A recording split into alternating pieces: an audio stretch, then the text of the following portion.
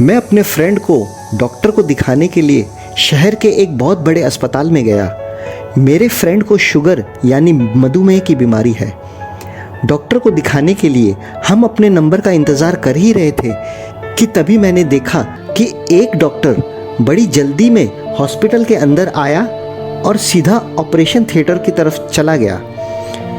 इतने में डॉक्टर को देखते हुए एक आदमी भी भागा भागा आया और सबके सामने उस डॉक्टर पर चिल्लाने लगा, डॉक्टर साहब इतना टाइम कहाँ लगा दिया? पता है ना मेरे बेटे की जान कितने खतरे में है।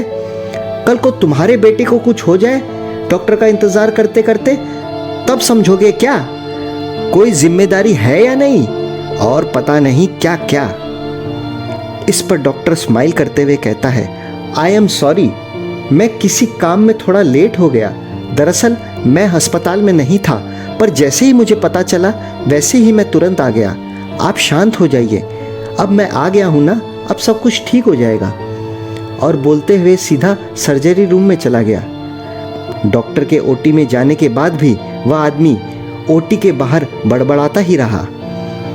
कुछ टाइम बाद जब हम लोग हॉस्पिटल से फ्री होकर निकल ही रहे थे तो वही डॉक्टर ओटी से निकला और बोला, गुड न्यूज़, आपका बेटा अब बिल्कुल सेफ है, वह खतरे से बाहर है। मैंने दवाइयाँ लिख दी हैं। अगर और कुछ काम हो ना तो आप प्लीज़ सिस्टर को बोल दीजिएगा। यह बोलकर डॉक्टर जल्दी जल्दी हॉस्पिटल के बाहर निकल जाता है। वह आदमी जिसके बेटे का ऑपरेशन हुआ था, उसने सिस्टर से बोला, बड़ा बिजी डॉक्टर है, 2 मिनट टाइम भी नहीं है बात करने की। इतना क्या बिजी है? बड़ा एरोगेंट है, घमंडी है।